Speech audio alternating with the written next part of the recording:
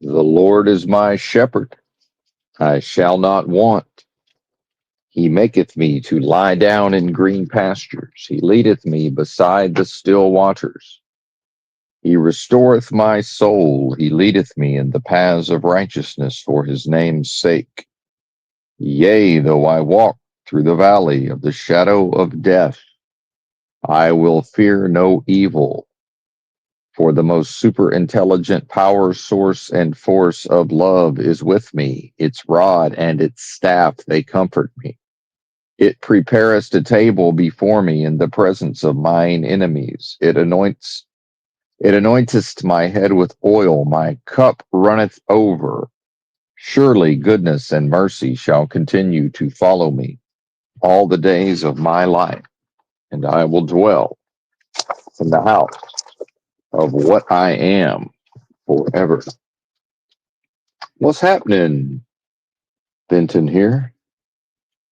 Hopefully, the royal we won't be waking up anybody at the truck stop with our loud ass voice.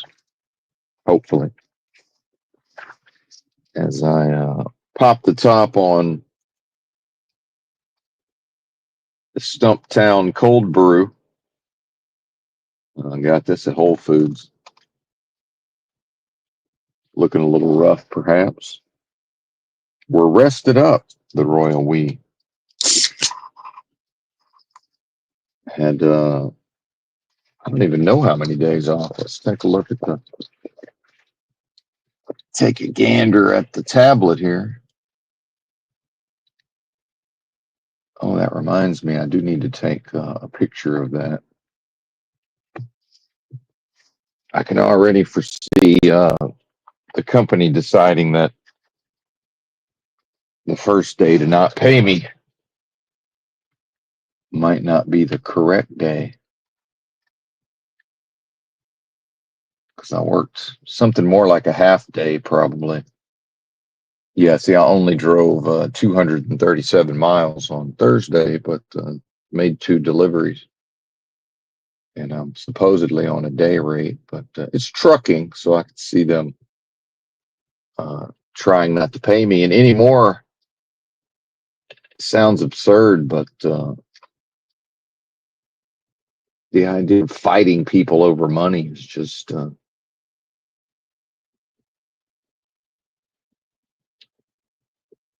it's not desirable. It doesn't hold any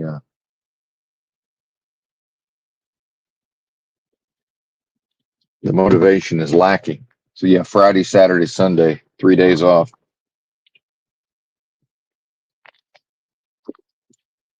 And I don't know that that was enough rest.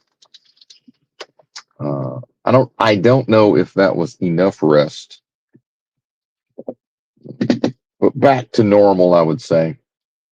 And if for those who may not recall, old Benton here hit the wall of exhaustion and then somehow managed to continue working for, I don't know, 2 more weeks. It's a bit of a blur.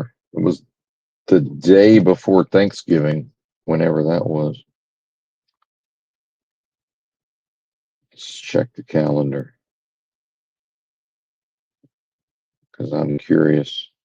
The 26th was when I tried to tap out, and I continued to work until the 4th, through the 4th. So 1, 2, 3, 4, 5, 6, 7. See, it's 8 days, but it seemed like far longer. And I was planning on quitting the job. However, I've allowed them to talk me into staying for the time being. I mean, it's wintertime almost. What else am I going to do? And of course, with the rising cost of living and perhaps my own freer spending in the than in the past, perhaps, I don't think I have as much money after working 2 months as I had when I worked 2 months on my prior truck driving job. Although that was on straight mileage pay, so I might have made more money total. I think I had a couple of big weeks, probably over $2,000, if memory serves. But then, of course, along with that would come some weeks that were less. Here I'm making 1,800 a week if I work all 7 days, but then they take 100 for the escrow, and after 25 weeks, that apparently stops. That's damn near half a year. So who knows if the royal we will ever see that money or not. But and then as a survival mechanism, and also in believing that I would most likely be quitting, although not knowing for sure. And that's always a truck driving is so precarious that any number of things could happen to preclude me from continuing to work in this field as a driver. Certainly, many things could occur.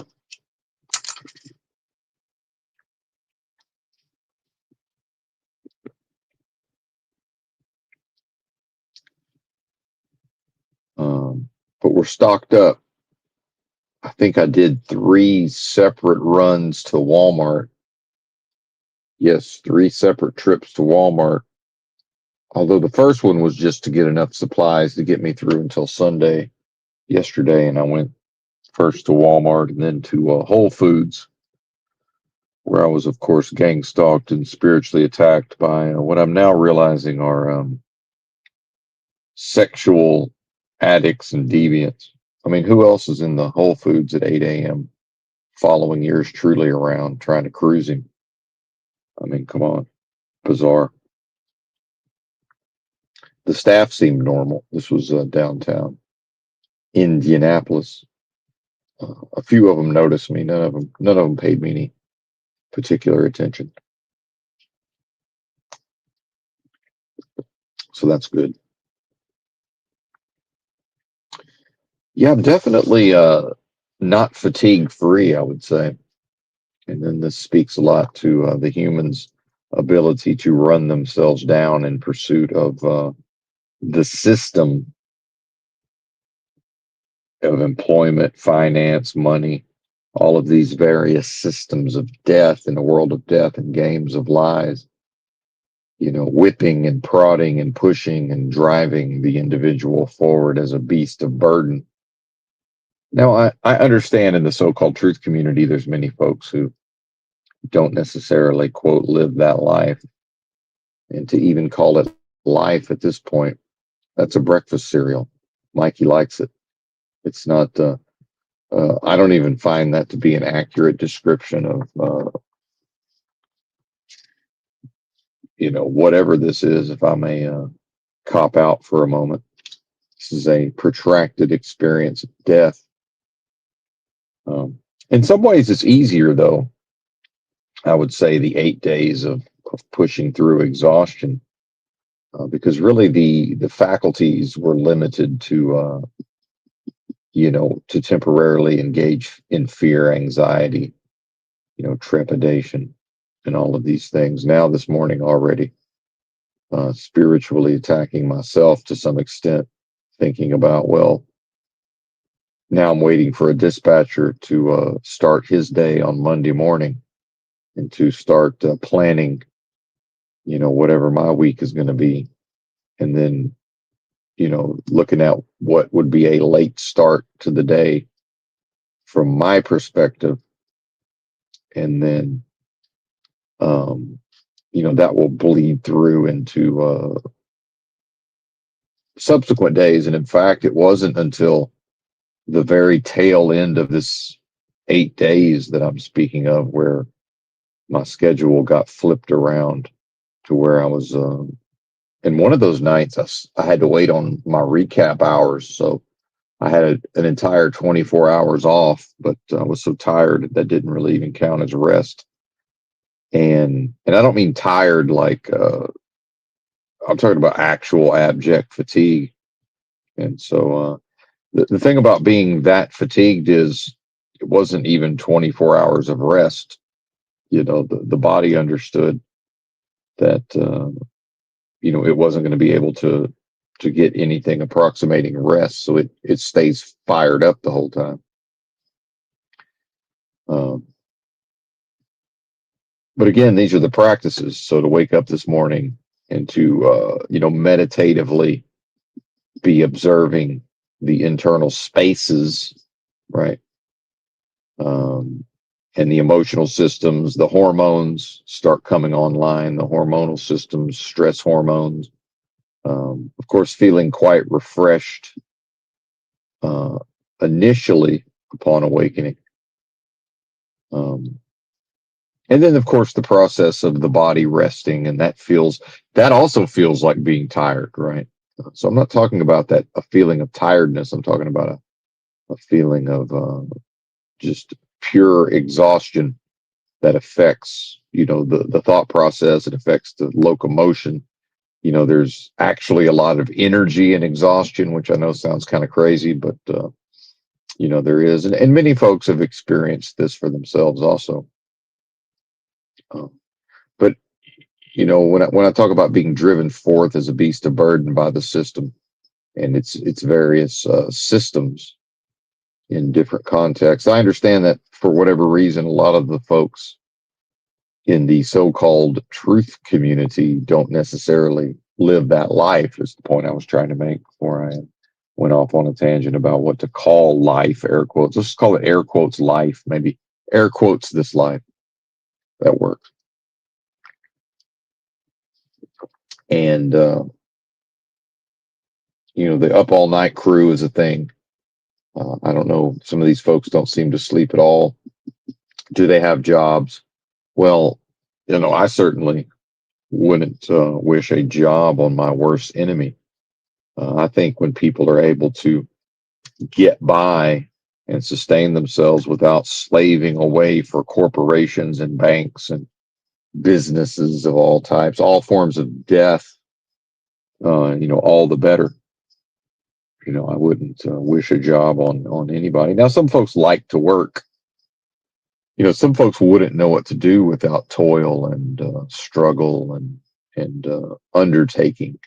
That's an interesting word, a job as an undertaking. And then, an undertaker. What is an undertaker? So the undertaking of employment, isn't that, there's hints in the language here and there. It's an undertaking of a process of death, a further undertaking of a process of death within a process of death. To what? Access, ostensibly to access further forms and depths of death through money. So checking the death credits, right? The death credits, render unto Caesar, let the dead bury the dead style. Uh, yeah, cognitively still affected, certainly, and that's not all exhaustion. Some of that's just you, buddy, the royal you, buddy. Welcome to whatever this is cognitively. It's fine, but I think perhaps a solid week would be necessary to completely get back to normal. So bear with me as I sort of ramble and muddle my way through this, whatever this ends up being. Anyway, and I did a stream yesterday. It's a bit too angry and high energy, so it's not. It's been privated, not even unlisted. Uh, I may unprivate it at some point. Who knows? Anything's possible.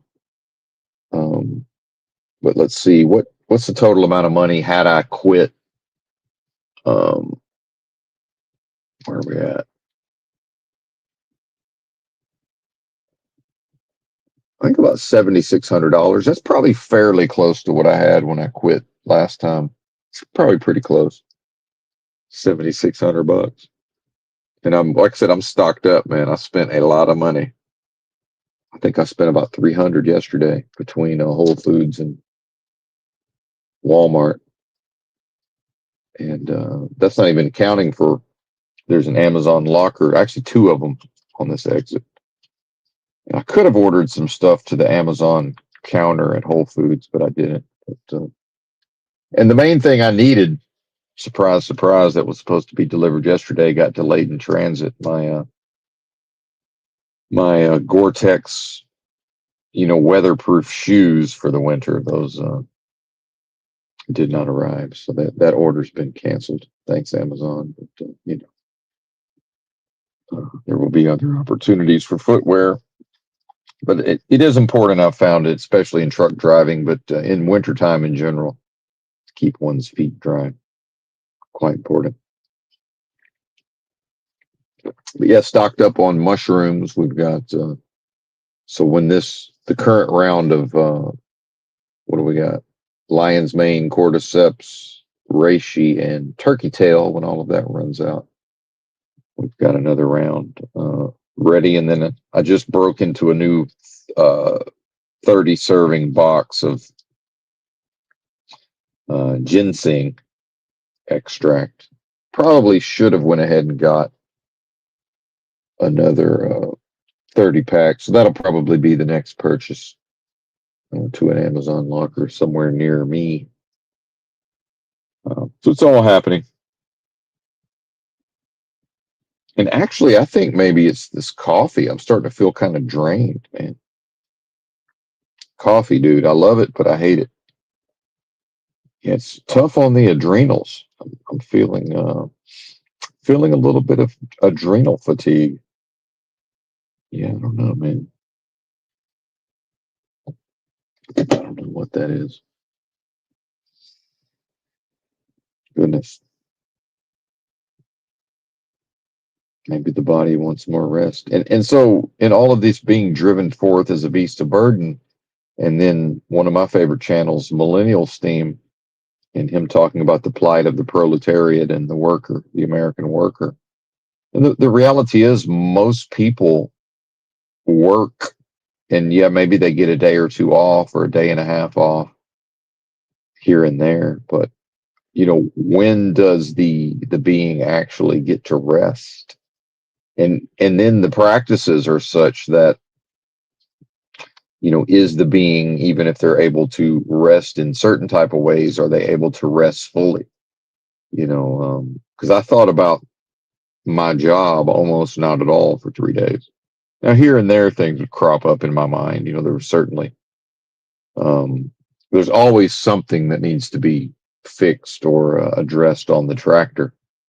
Also got backed into on Friday evening, got backed into, but fortunately, the tractor was not damaged in any way that would prevent it from operating safely or, to where the DOT would take notice. Cosmetic damage and I guess aerodynamic to some extent, but I've driven the truck, no noise. It's not making any noises from the air rushing by the lower fairings or whatever you want to call this on a big rig. So functionality is maintained. And he was a rookie. He's got a little too cocky, got a little too feeling himself. He's about to be turned loose onto the roads. Pam transportation.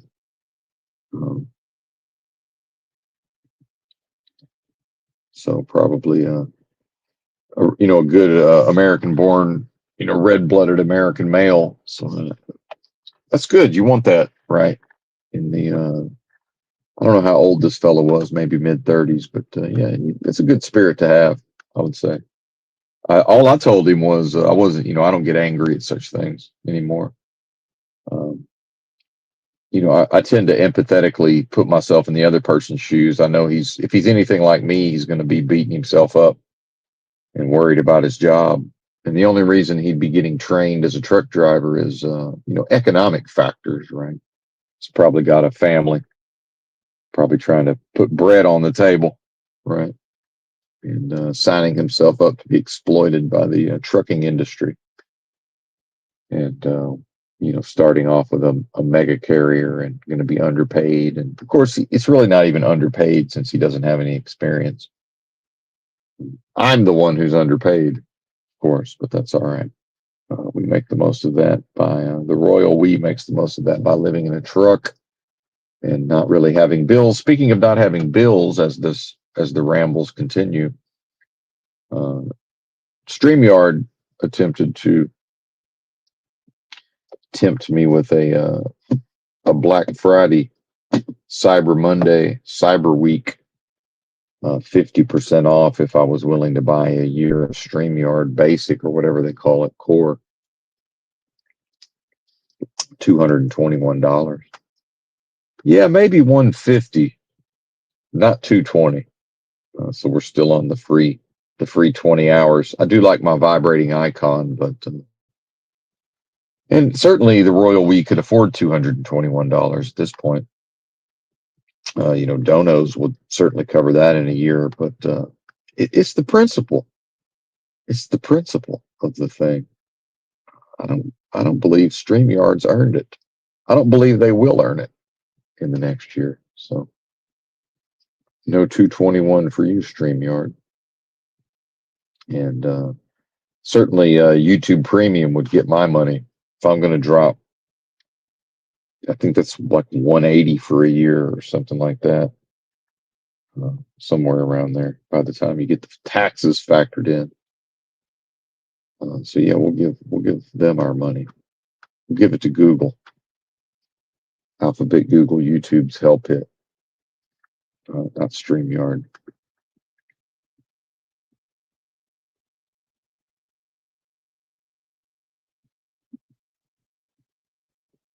The major news is I finally managed to force myself to go to iMart Express, and we have new glasses. I don't know. Let's see. Probably can't see anything. And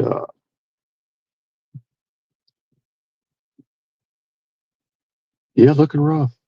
Not as rough as I was looking. You should have seen me, man, when I went to get these glasses. I didn't even bother to shave or take a shower. My hair was looking all crazy. It was a mess. Um, I tipped the girl that helped me with the glasses $20. I thought she was going to tackle me on my way out the door. Squeal of delight. And then, culturally, small town Indiana types or, outskirts of Indianapolis, you know, probably felt obligated to try to give the money back. I'm like, no, I told you I'm a tipper. That's yours. Come on now. I think she'd have hugged me if it was socially acceptable. But, those days are certainly over, as we know. But yeah, what would that total? What, $250, I guess, with the eye exam? And man, dude, my prescription was like 4 years old, and this is a whole new ball game, man. This is a whole new ball game, and I bet if I end up having to try to drive tonight, it probably won't be quite as difficult. So I'm realizing now just how much I wasn't seeing. YouTube on my phone looks completely different. I'm like, whoa, these seeing details I had no idea was there. It's just crazy. Goodness, old man. The blind leading the blind, indeed.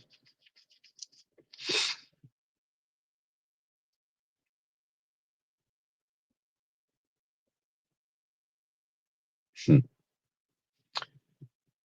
Uh, yep. And as far as glasses, I don't go by what they look like. Really, I go more by what they feel like on my face. These are a little smaller than what I had before, which were probably a little too big. But I see actually that the line, I have bifocals, which I prefer, and the line is a little too high. But we're just going to adapt to that and go with it. can't be bothered. Took this long to manage to get new glasses, so that we're just going to suck it up, buttercup, and deal with it. It's fine. I didn't even notice. I was so tired. This is what I mean by fatigue. I didn't even notice until it took a couple of days of resting. I woke up one morning, put my glasses on, and was like, oh shit, that line's way too fucking high compared to my old glasses. Oh well, fuck it, we'll get used to it. So I wasn't even, and part of me having to force myself to go to the eye doctor was I recognized it was like, well, I'm too fatigued to really make these decisions. But then it was like, well, hey man, you're here. There's an iMart Express. In most cases, it's glasses within an hour, right?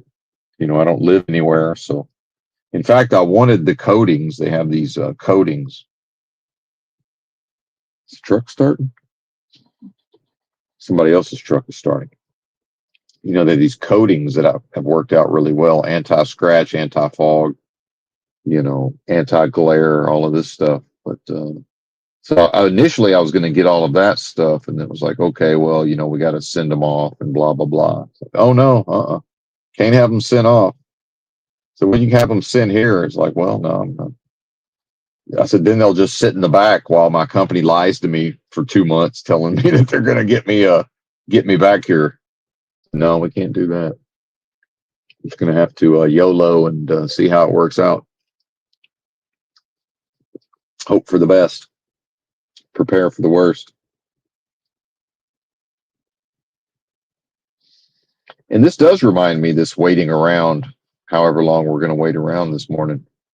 It does remind me that one of the most exhausting things for me in truck driving is to sort of be in truck driving mode and then have to wait and wait and wait and wait. Mentally, I don't mind the waiting. It's fine. I'm used to it. I'm a truck driver. But the body then says, oh, okay, well, we'll go into rest mode then. It's like, no, you won't, actually.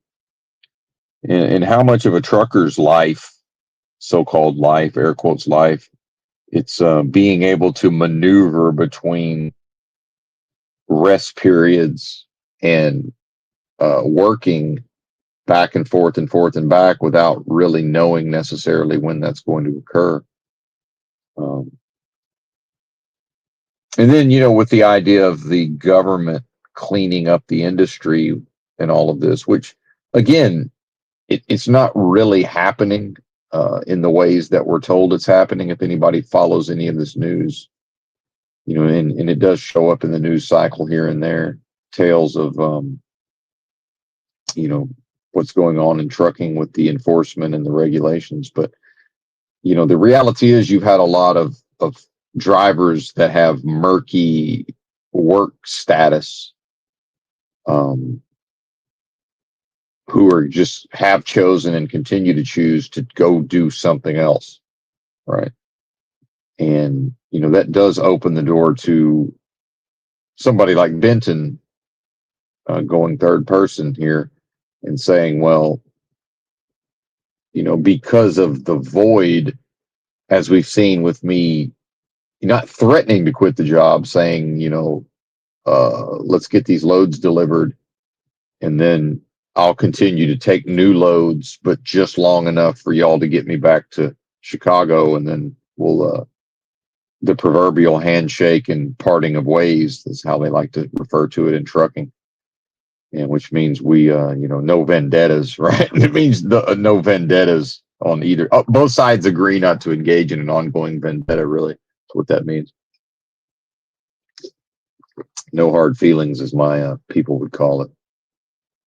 But then, of course, Benton here affected with the the odd manner, the defective personality, right? The saying weird things. In fact, my first dispatcher, and I'm 2 for 2 now on whether this guy quit or was fired, I don't know, but I'm 2 for 2 on taking out Eastern European dispatchers who are both of them were bullshit artists, and I can spot a bullshit artist.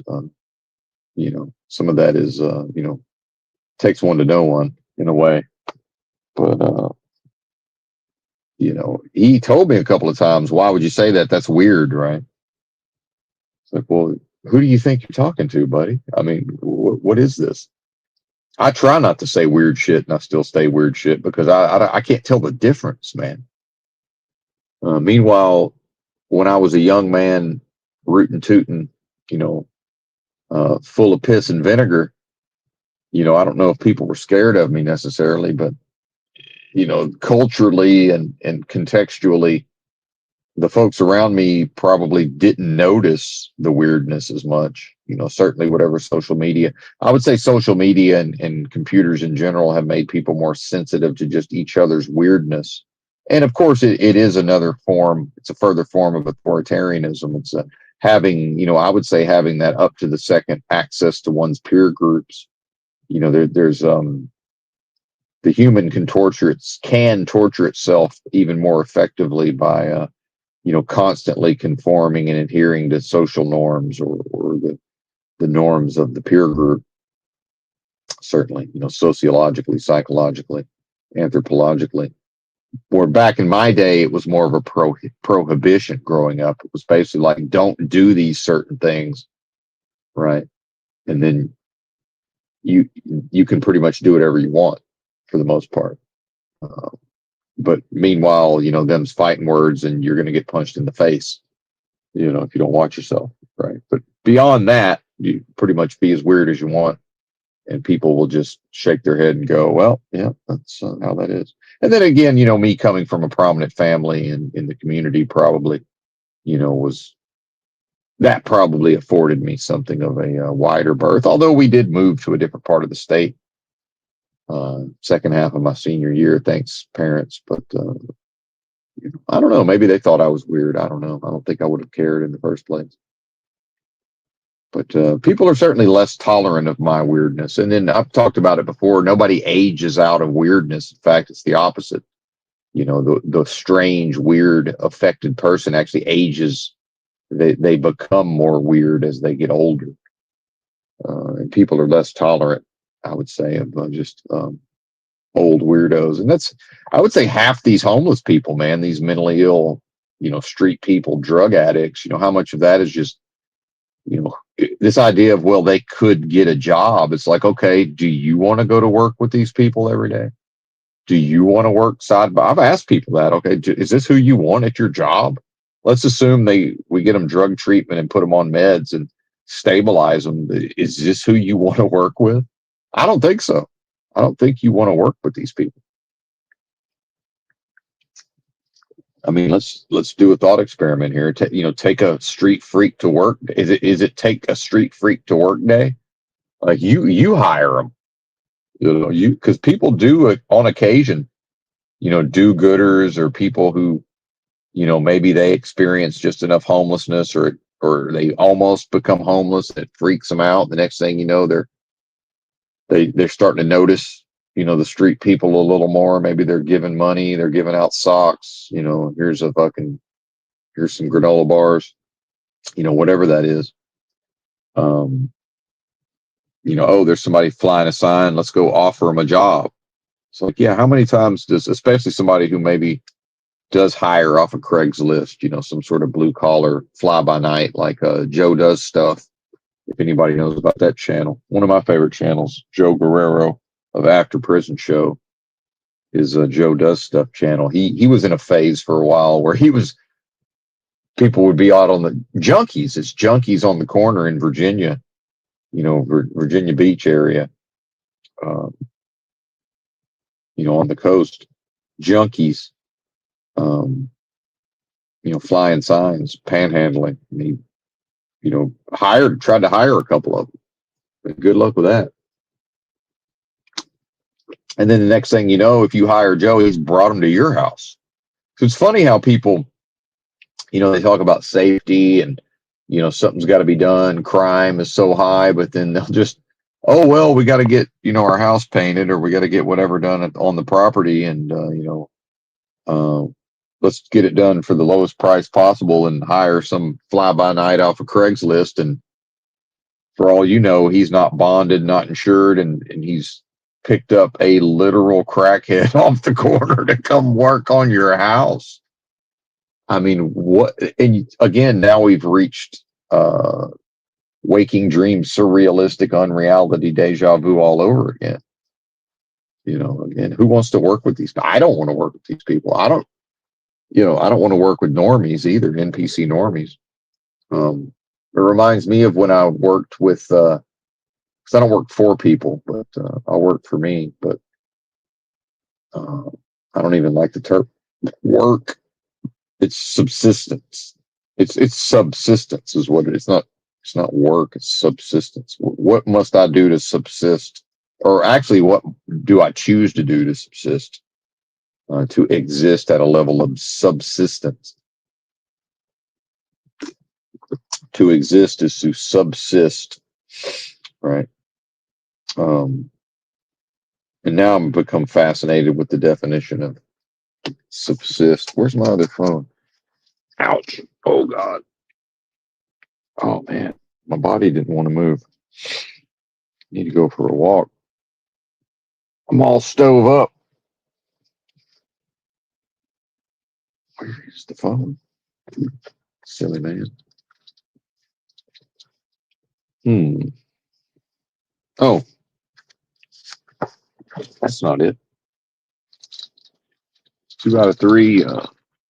Ain't bad, but oh, there it is. Fantastic.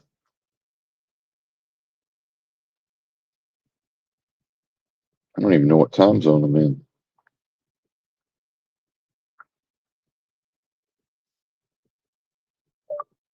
What time zone is Indianapolis? Is Indianapolis? Yeah, it's this one. Eastern. Oh, okay. Well, my company's on Central, so that in fact, I'll wait an extra hour to be dispatched. Um, subsist. That's right. Subsist.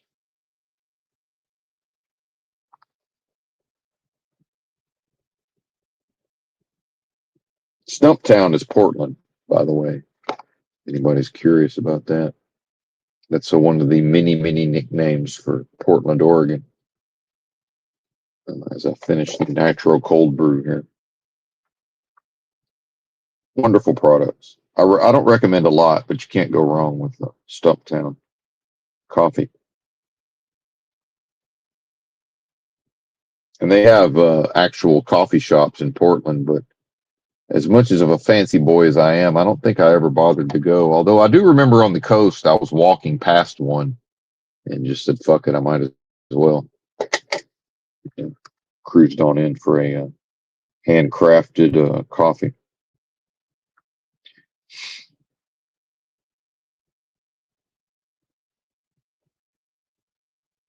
This might sound like I have a cold, but I don't. Oh, yes, subsist.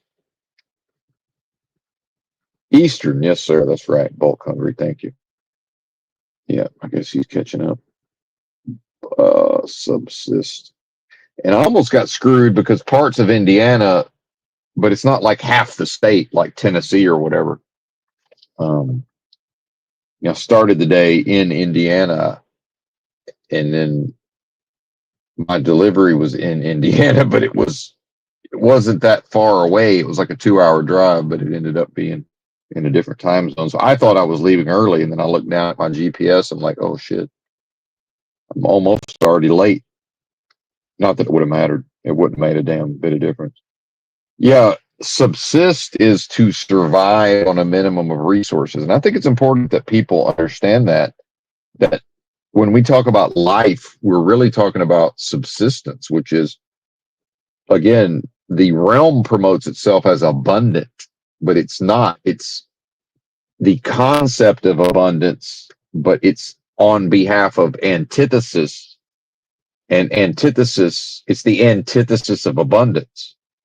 And in order to subvert or upheave or supplant or replace or plausibly stand in for actual abundance, it's the con job and the scam of antithesis subverting the creative force of the force that is actually abundant, and to try to trick that force into believing that that what this realm of death offers is abundance when it's based on the understanding of antithesis, which comes from knowing its own nature, which is not abundance, but a lack of abundance. And when when antithesis understands that it personifies abundance based on the total lack of abundance, well, now it's sort of backwards engineering, and constructing. Well, so that's where you get to the animated death, ghoulish, garish, death warmed over zombie, Michael Jackson Thriller video version of air quotes life, which it's based on the horror show of what antithesis is trying to plausibly pass off as air quotes life, right? So what we call life is actually subsistence because it's surviving on a minimum of resources. And that's what the employment system is. And that's why I say I wouldn't wish a job on my worst enemy. Not that I have enemies. I guess I wouldn't wish a job on antithesis then, this realm but I don't have enemies. What I am doesn't have enemies or make enemies. What I am is made an enemy of, which I understand is a subtle, nuanced point, but it's very important. What I am can't create a struggle or a strife or a friction. And the antithesis of what I am, in order to replace it, or subvert it, it has to make an enemy of what I am. It has to. It's the only way that works from its perspective. And so that puts the being into a system of employment, right? To be born into something that's called life, which is a slow, protracted experience of death in a world of death via games of lies. And that's undebatably what this is, folks. You can call it, oh my gosh, the wondrous splendor of nature, and wow, life's amazing. How would you know? And I don't mean you, the listener, right? The people who say all that, how would they can't tell the fucking difference. If they think this is air quotes life, they don't know what I can only reach the conclusion they don't know what life is. They're so lost in the Roman wilderness of pain. Shout out to Jim Morrison. They're so lost. So again, and I can feel myself becoming a little annoyed. So let's chill out for a second. That does bother me on some level, that people, and it's actually probably angry at myself for falling for that nonsense for so long. It's nonsense, it really is. It's just simply not true. This is not a living world. It's just not. People can talk about that till they're blue in the face. Sorry, it's not. Don't know what to tell you. What I am is the way. What I am is the truth. What I am is the life. The experience of life is internal. And that's only within the context of time, space, location, place, which doesn't even exist except within the context of delusion and the context of illusion, vacuous, delusory, adversarial realm of business transactions. And then pretty soon, we, the royal we, or collective humanity, at some point would need to reconcile and, equationally solve for waking dreams, surrealistic, unreality, deja vu all over again. And, so the practices mentioned in the title of the stream here is to, again, how to cope with all of this, because there will be anger, there will be resentment, there will be frustration, even to a being such as myself, coming into the knowledge of the apprehension of true knowledge of self/self-realization, and, undertaking various daily spiritual practices for 10 to 15 years on an ongoing basis at high levels, right? And just undebatably, I mean, it is what it is. A little tiny amount of progress on a daily basis, it adds up to a lot eventually in the end. But, there will be anger, there will be frustration, there will be resentment. And that's assuming the being has taught themselves how to not repress because, older versions of Benton, earlier versions, and then most individuals, in fact, repress most of the anger, repress most of the resentments. They repress most of the frustration. They have to, or they wouldn't be able to get through their workday without cussing somebody out, without physically destroying something. Right. And then, of course, the medications themselves, how much you used to have this notion of going postal, and, that sort of became a meme in society. Many, back in the 80s, by the mid 80s, that was a meme, going postal and all of these things. And, now with so much of the populace on soma and psych meds, mood altering pharmaceuticals, what does that do to the individual? But then, constantly told, touch grass and, the splendor of nature. Well, whatever a human is certainly responds to the environment, right? And I've talked about the number one feature of the human is adaptation to environment. And there's certainly, humans in some ways crafted for this environment at the level of nature, right? Now, I would say that that's only to serve the system. That in the past, in order to build up this, technological slavery hellscape, and whatever this America as, some version of a Nazi prisoner of war camp, more and more I'm convinced that Germany and the Nazis won the fucking war. Maybe both of them, who knows? But, um, you know, uh, modern society certainly seems like some version of just an actual technological gulag, if you ask me. So at this point, why would I bother to pay federal income tax if they're not going to take it out of my check? Because a big part of how the government has allowed the trucking industry to function for not since Biden, everybody wants to blame it on 2020 and Biden. Since decades before Biden, the system has allowed truck drivers, some of them, to work on 1099s as contractors. Even in my case, operating company equipment, which isn't even supposed to be legal or allowed in the first place. I'm supposed to have to, be running my own business. But, my employer most likely would have to shut down if the government forced him onto W-2 employment for drivers. He'd probably have to shut down. But the office staff is all W-2, I'm assuming. They would almost certainly have to be. But so I'm working with, no health benefits, no paid time off, no workman's comp, nothing. Here's your money. Here's your dead Federal Reserve notes. Here's your dead presidents hitting your account every week. 1,700, $1,100 bills hitting the account every week. Sounds like a lot of money. It's not for what I'm doing. It's blood money. It's not, I'm way underpaid, but especially when you factor in that hypothetically the government's going to want 30% of that at some point. But what's the difference? I mean, if they put me into a federal prison somewhere, is that really any worse than, that's a hard gulag. Is that really any worse than, out here in the Nazi prisoner of war camp? Psychological, if you think about that, it's society as that, the psyops patch, because physical wounds heal, right? Psychological operations because physical wounds heal. Like it's that, daily so-called, again, daily life or subsistence based on a lack of resources. And what was, the idea of a concentration camp, a political prisoner camp, whatever you want to call it, it's based on detention, and it's based on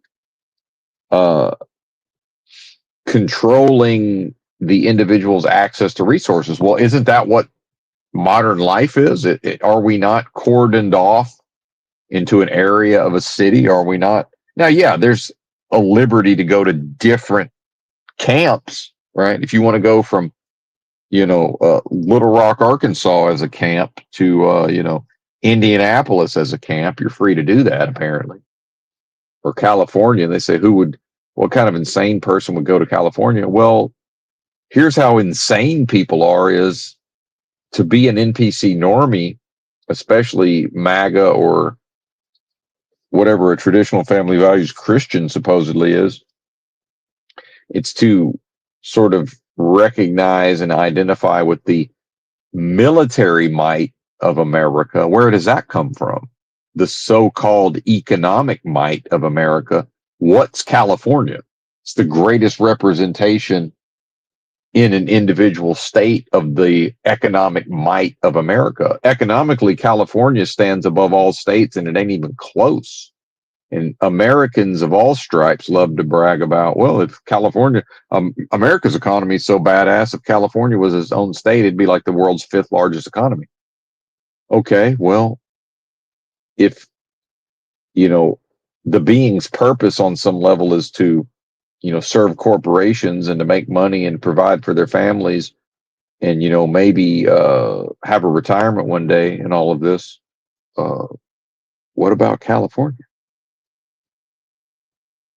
Why would the idea of going to California be so ridiculous? So go to the greatest economy within the what people like to call the richest country in the history of humanity, which it's not. I mean, America, richest country on earth. I don't know. Have you Googled countries ranked by GDP? Number one's not America. I don't know. How's this the richest country? Wouldn't the richest country have to have the highest gross domestic product per individual? I'm not an economist, but I think it would work that way, right? I think America's like seventh. Just divide the population by the GDP. How's America not number one in that? Ireland is higher than America. Now, if you did U.S. state rank by GDP per capita, these so-called red states, I bet you all of the top states are blue states. Isn't that interesting? Almost like a particular type of politician thrives in a environment of maximum service to evil corporations. And there's no such thing as a non-evil corporation, certainly. Just like there's no such thing as non-evil money. It's all death. It's all evil, right? And people like to say, oh, evil is live spelled backwards. Like, okay, well, there you go. It's right there. Right there for the taking. Yeah, the northwest corner is central. There you go. I don't think I was in the northwest corner, though. I think I was farther south, but I don't even want to get into it. I'm not exactly sure. It's all a blur. So now we're talking about Indiana's time zones. But yeah, it's not confusing if I remember to Google it, figure out where the fuck I am, or if I make sure to just look at my GPS, which helpfully tells me, what time zone if I have the setting correct, it tells me the time zone I'm delivering to. So it'll say EST or CST or whatever, or EDT, as the case may be. But yeah, in either way, it doesn't even matter. I'm sure you're right on that. But that's what I get for looking at the chat. But yeah, I think it is important if a person wants to live in something approximating reality, whatever that is, to recognize that life is in a lot of ways subsistence, to survive on a minimum of resources. And then to realize that this realm, world of death, game of lies, allocates resources based on how effectively and thoroughly does the being serve evil. And then you get into the bloodlines of those born into actual, what is considered to be monetary wealth. You get into those bloodlines, and the idea of, well, everybody who's wealthy is because somebody worked hard. Well, that's true in a way. The family, the bloodline certainly worked its ass off in service of evil. Absolutely. And continues to do so, probably quite effectively and efficiently, right? efficiently. So I don't know how much toil is involved in that service of evil by now, but you know, people born into actual wealth, that's the laziest people in society. This idea that, well, poor people are poor because, if they would just work a little harder, that's the American dream, is this idea of come to America from some godforsaken shithole country, do more for less, and live way below one's means, scrimp, save, maybe invest in a business, start a business, take some risks, risk it for the biscuit, and then maybe have a chance of not becoming wealthy, but putting oneself in a position to temporarily experience relative affluence. Um, yeah, do some individuals manage to, gather some resources for themselves and then retire, and not have the retirement stolen by the banking and financial systems or the government or all three? Yeah, some people do. Now, I would say probably that is via the service of evil, and probably the poor people are the ones who are less able and less and this is going to sound like I'm calling them morally superior, but I'm not, because a lot of times the working classes are, quite engaged in the pleasures of the flesh, or can be, but although not necessarily, but you know, it's maybe just born into situations and not afforded access to serving of evil at higher levels. And somebody's got to, historically, somebody's got to clean the toilets, right? Somebody's got to do all these jobs. Somebody's got to drive the truck. Which brings me back to my situation. Um, and not that this was my intention, and I certainly could have attempted to take advantage of the situation. And what can we do to convince you to stay? Well, some of this is just, well, I'm going to continue to be strange and weird, and I'm going to do things and be told, well, it's common sense to have not done the thing that you just did. It's like, well, apparently not. It's not common sense. Common sense is if something needs to be fixed on the truck and I just worked an entire driving shift, well, maybe from the perspective of the company, common sense is that I will put it in the shop and then get it fixed on my 10-hour break. And yeah, if my motivation was to support a wife and children, that's probably what I would do. But based on my own situation, why would I get the truck fixed on my time when I can get it fixed on your time? Like, to me, that's common sense. And I need rest anyway. It's like, what am I going to do? Get the truck fixed, have 2 hours less of rest, and maybe, end up in prison because of. Now, I'm not going to drive when I'm not safe to drive, clearly, but, they do send truck drivers to prison. Let's not forget. And then not everybody even knows. I've told people that, and they're like, really? I'm like, oh, yeah, absolutely. 100%. This ain't child's play out here. 100%. Society needs to pretend to care about safety lest we forget. And there was a guy, a white fella born in America, some millennial bozo, um, was watching TikTok, driving a big rig, and traffic stopped up ahead, and he just plowed right into it and killed some folks. And he'll do at least 15 years. I mean, he'll serve at least 15 years in prison. They'll let him out eventually, but there's no slap on the wrist for this sort of thing. So, it's vehicular homicide or whatever. He's going away. Doesn't matter. His family can write letters to the judge all they want. The man's going to prison. Doesn't matter what his record is. Doesn't matter. Doesn't matter. He's going to prison for at least 10 to 15 years minimum. It's just how that works. And then they'll try to put him away for longer. It's a serious business out here. And old Benton takes it seriously. Believe that.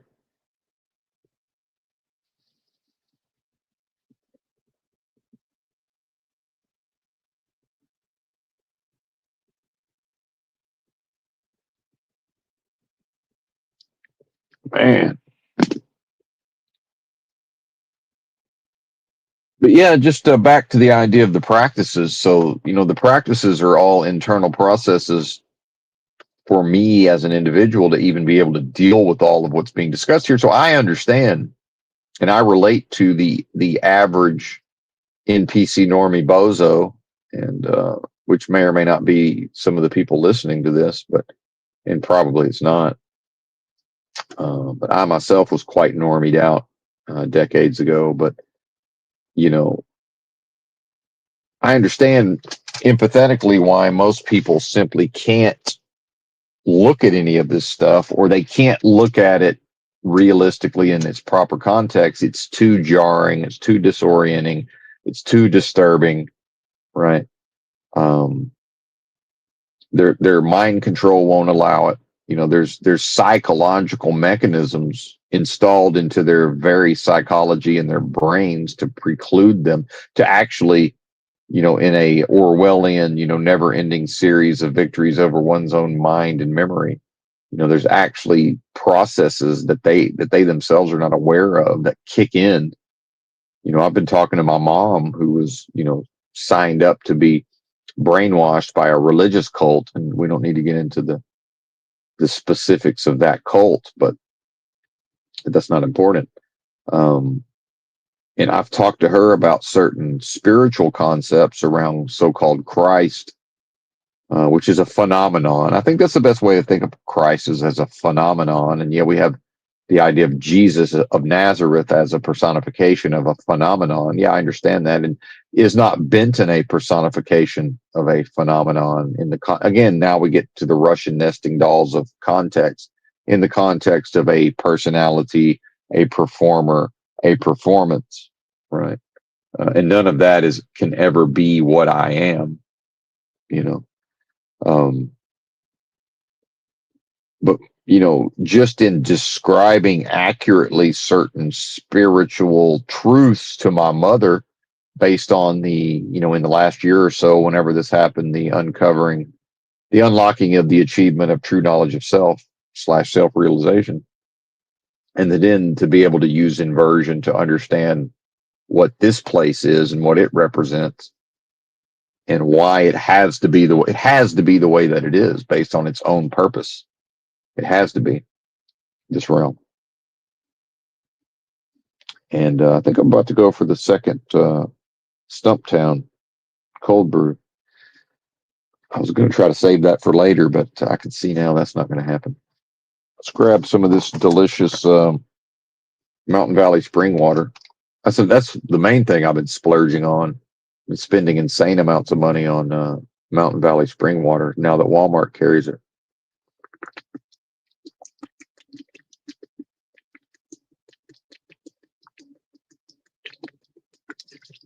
Maybe they always did and I never noticed it. I don't know. Or maybe that's a Mandela. Who knows? Don't know, don't care. But, hearing the panic in her voice as she dealt with what I was telling her spiritually, right? And just in recognizing that she's panicking, and again, empathetically, putting myself in her shoes and just relating to that panic. It's panic inducing, to many folks too. And it's their own psychological and emotional and various systems. And why are those systems there? Well, they serve the system, but then why hasn't the individual discovered and uncovered them? Because I'm sure my mother has some level of introspection. Now some of that is, how would the being continue to function in society if they undertook a process of discovering, uncovering, and removing their own mind control and psychological programming, to the extent that's even possible. I've done much of that work over many, many, many years, over a decade, maybe close to 2 decades in some ways. And, I don't know that it's going to be possible to fully ever uh, uninstall all of it, you know. And in some ways, when we talk about a matrix, I mean, really, isn't that what is being referred to? Is mind control, formalized mind control, psychological programming? I mean, I think so, probably. Um, yeah, I think that's a big part of it. And you know, how much of identity is tied up in, how the being creates their own self-image, on an ongoing basis, perpetuates it. And that's done by observing society, by observing humanity, and in conjunction with the programming. So that also, here's where the Don Draper from Mad Men comes in with the marketing and advertising. And it's right there as stated by Don Draper in my favorite TV series, Mad Men, when he said, to paraphrase, you know, um, advertising serves to whatever the individual happens to be doing at any given time. It's to make them feel like it's appropriate, whatever they're doing.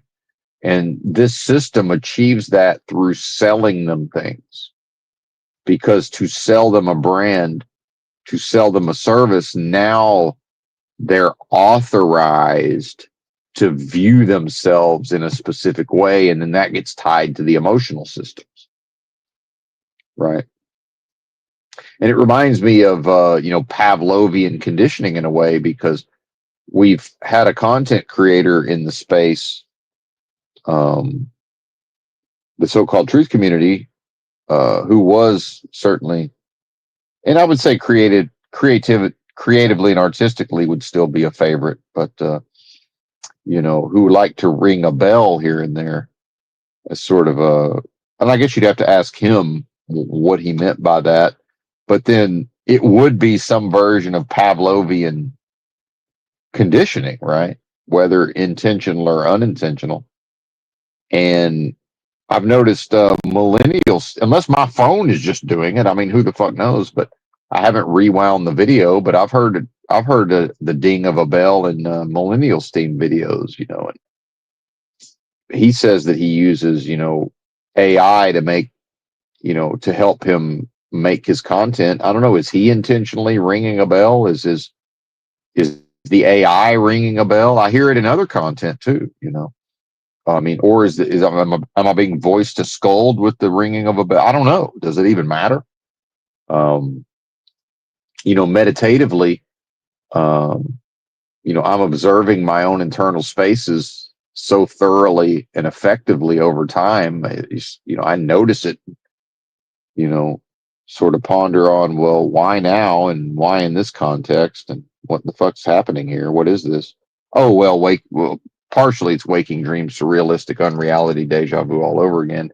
Animated death warmed over style, of course, as it always is in this place, time, space, location, place, delusion, illusion, the whole gamut of the proverbial Russian nesting dolls of context. Um, yeah. And remember, folks, I'm not going to martyr myself, but I'm still going to put in who even knows how many hours of work today. I'm waiting around uh, to start my work day. Meanwhile, this what I'm doing here is really, I would say, to subsist, to survive based on a minimum of resources. Why must I do anything beyond this broadcast? Well, this broadcast, again, in the context of a world that makes an enemy of what I am, world of death, game of lies, this can't be what the being does to earn. Again, you know, that's the system's language, not mine, but to air quotes earn resources, or death credits, or whatever we're calling them. It can't be this. right? That's not allowed. The system can't abide that. And as I've talked about with 6 concurrent viewers, supposedly, and at some point, the more truth gets dropped over here, the closer old Benton gets to the actual target, that number gets smaller, not bigger. In fact, I don't know who's listening, and in some ways it doesn't matter, but there has to be some of the 6 people listening who have no idea that I went live every single day, and there was never a day it didn't hit at least 45 people minimum. And, there were I would say more often than not 65, and then peaks of 80 to 85. I mean, within any 7-day period, there was never, I would say never 7 days where it didn't at least hit 85 at least once, maybe twice, going from memory. I think it's at a certain point, average was well into the 30s, and these were 7-hour streams. A lot of them, and again, that's not an entitlement. It might seem like one, but and then what is the significance of the numbers? And I'm the type, competitively, once I've proven to myself that that was a thing I was able to do, and again, that was in the context of a time, space, location, place, because we've seen certainly the saturation of live streaming. We've seen the rise of TikTok live streaming, and maybe Instagram or all of these other platforms that I'm not on. And not that YouTube's any better or worse. It's just I like to just stick with one thing at a time, and this is my thing, is YouTube. And yeah, it's not what it used to be, but so certainly 8 people or 6 people listening right now would have been double in the past, certainly. But I used to go live in the early morning hours every day, and of course that was more when I was likely to, I always had a StreamYard subscription. I always had panels. There was other people just other than me talking, right? And there was more conflict, and there would be verbal arguments, and some version of Jerry, and some version of half the people were really more there to chat, to have a text chat room, which is fine. Who cares? Oh, and then doing, streams from a computer and an actual streamer setup that I no longer have access to, the equipment anyway.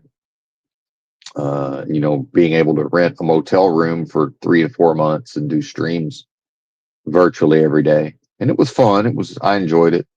But it certainly wasn't the level and there were some, spiritual topics. There were some discussions, and there was some, I was able to get my discourses out of the way.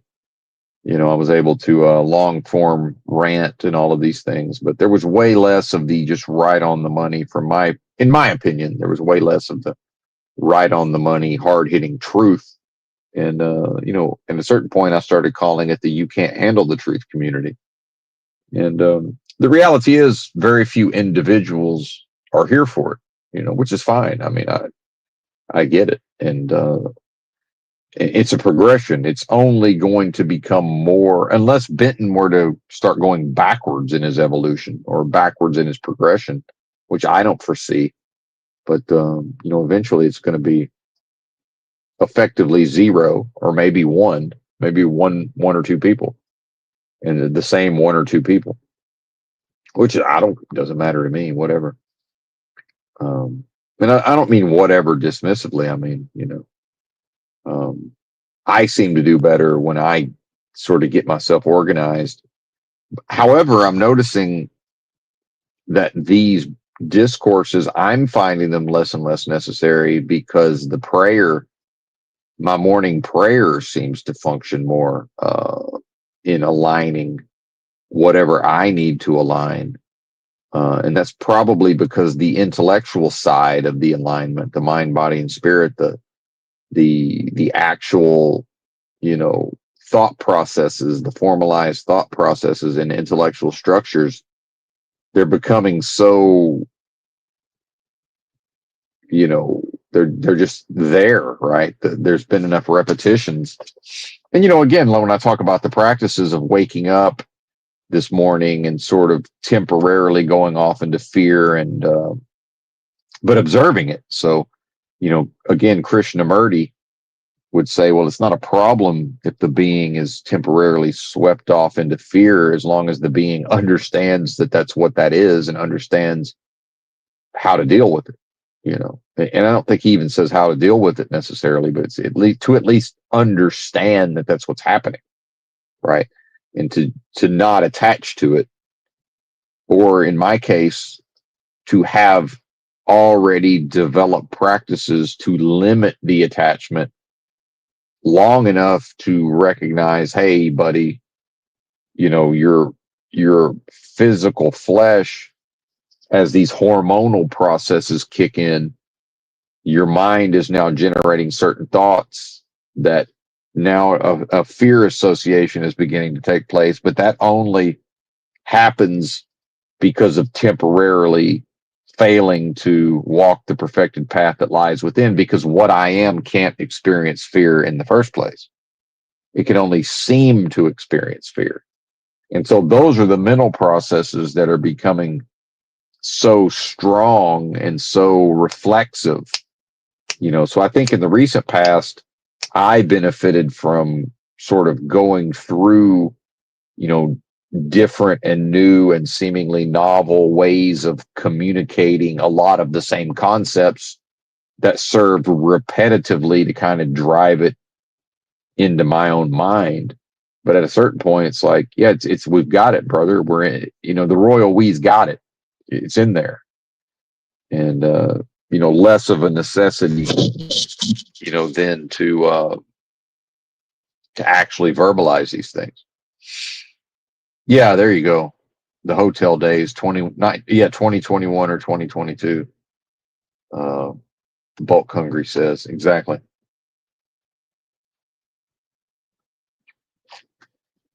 Exactly. And I'm bitten here, not so good at remembering timelines and when did things happen. As you see, I did 8 days of pushing through exhaustion, and I've somehow turned that into 2 weeks. Right? Hasn't even been 2 weeks, and that's adding on the 3 days of rest. And yeah. And see, usually when I do these broadcasts, time flies, and I look down at the clock and it says 1 hour and 17 minutes. And, I do a lot of these, and I would look down and be 2.5 hours, you know. Um, so clearly I was going through something that, my own various systems needed to resolve. And over time, I'm seeing, even in the short term, that need, is becoming less and less, which is probably a good thing on the whole. So we may see a time where, this isn't necessarily happening every day, but then sometimes if I'm driving for hours and I get tired of listening to content, or maybe there's just not a lot to listen to, maybe it's like, oh, well, I might as well go live. But then it's, what's there to talk about at a certain point? What, complain about economics, complain about the political system? Like, why? For what? What does that do? Let me see what the time is. So I guess it's 6 a.m. my time. It's 5 a.m. company time. So I'm looking at it probably 3 hours before they start to maybe plan out my week. Although if they plan my whole week, it's probably better for me. Even if I get a late start today, and it's probably still better for me. And at a certain point, I think my Euro trash dispatcher, I think I probably made his life hard enough, although that wasn't my intention. But I mean, he's the one that chose to work in logistics as a dispatcher, and bullshitted his way into the job. I mean, clearly he didn't. Yeah, he might have had 10 years of experience in the industry, but he didn't have no 10 years of experience dispatching in the context of this type of trucking. Certainly, no fucking way. and it showed. But people can get up to speed. But I think at a certain point, I can think of a couple of runs that they sent me on where it was just like, he had to have picked this just because he thought it would be brutal. And it was to a certain extent. But I've been sent out to the middle of nowhere in West Virginia or wherever to pick up a load, only to drive it, on non-interstate, some of it 2-lane highways, some of it, interstate level highways, but in the mountains or whatever of West Virginia or just wherever, Appalachia. It's like, yeah, I've done enough of that. It's, you're not going to hurt. You can't hurt me. Can't really hurt me on that basis, uh, and I don't, here's the thing is he probably screwed himself more than he screwed me by not realizing, yeah, I understand it's a certain amount of miles, but it takes like 3 hours longer than you think it's going to take, buddy. Right. Yeah. I understand it's however many miles on a map. If it's 500 miles or whatever, if it's 450 miles, you add 3 hours to whatever you think that is because of the terrain. That's just how that goes. That's if nothing goes wrong.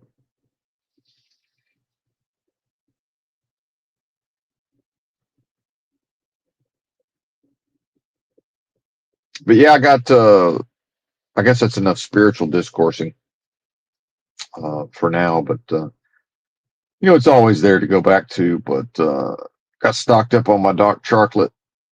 Already had some of that this morning. Stocked up on my prunes.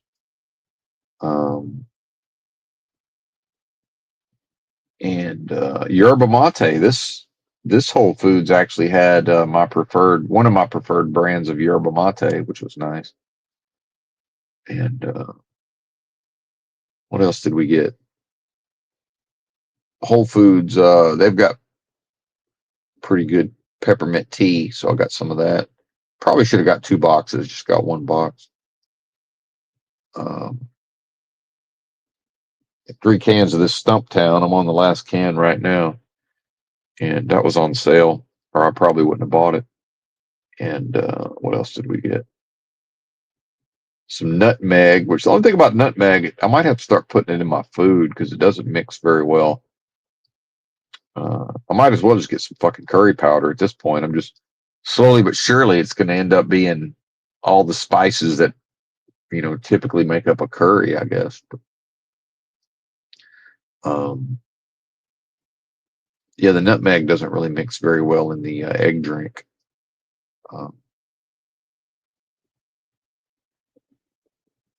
Some Ceylon cinnamon. All these hippies are buying out all the Ceylon cinnamon because it's the holidays. A lot of these what people prepare for the holidays involves cinnamon. But I'm like, hey, you fucking hippies!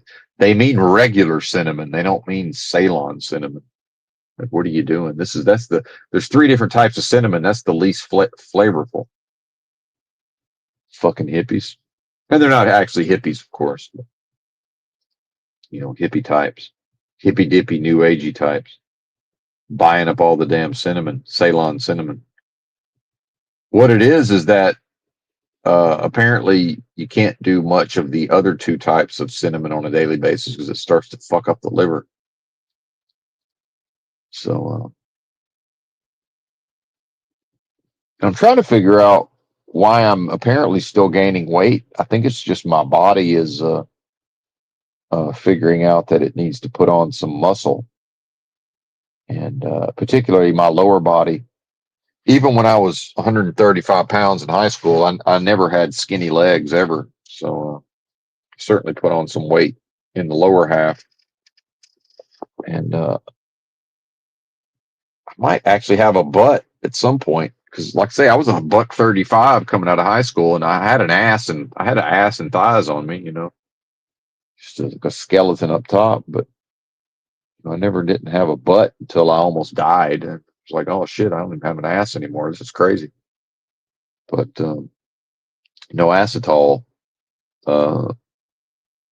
And for those who may not know, I got all the way down to damn near 100 pounds at a certain point, which just seems completely insane. But I bought a scale. I think I'm up to about 150. And, I was going through my daily calories yesterday. I'm not eating that many. I've cut back on my calories. So I was eating probably closer to 2,500 and probably hitting 3,000 some of the time. But I'm closer to about 2,000 now. Actually, I think I'm under it and still seem to be putting on a little bit of weight.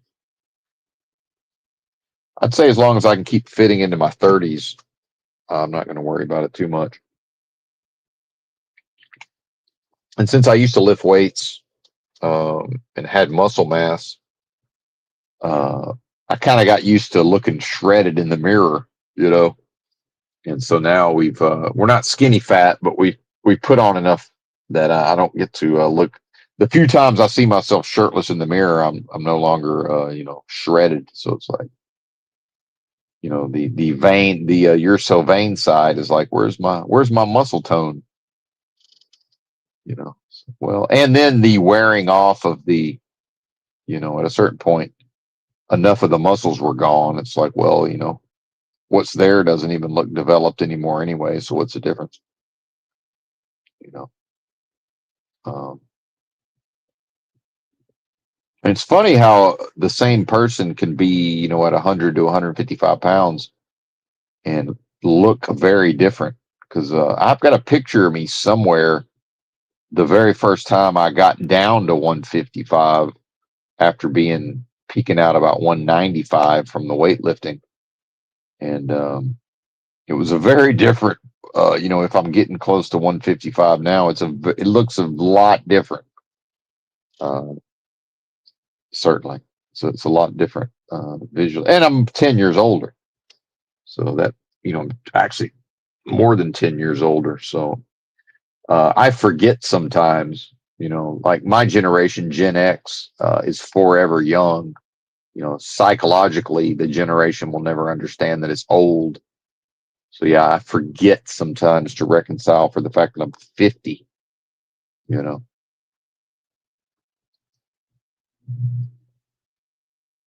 Oh, thanks. Yeah. Yeah. I like how you said that. Bullet Hungry says, I'm really happy you didn't finish dying yet. Well, thank you. Yes. Yes. And hey, I think people aren't selfish enough sometimes. I'm glad you attach that to yourself. I think sometimes people are scared to sort of be seen as selfish or self-serving. It's like, yeah, it is all about you on some level. From your perspective, it's supposed to be, right? It's not supposed to be all this collective kumbaya come together right now and all of this. I mean, it is a wholly individual experience spiritually. And I'm the same way. It's like, one of my favorite streamers is Tarman.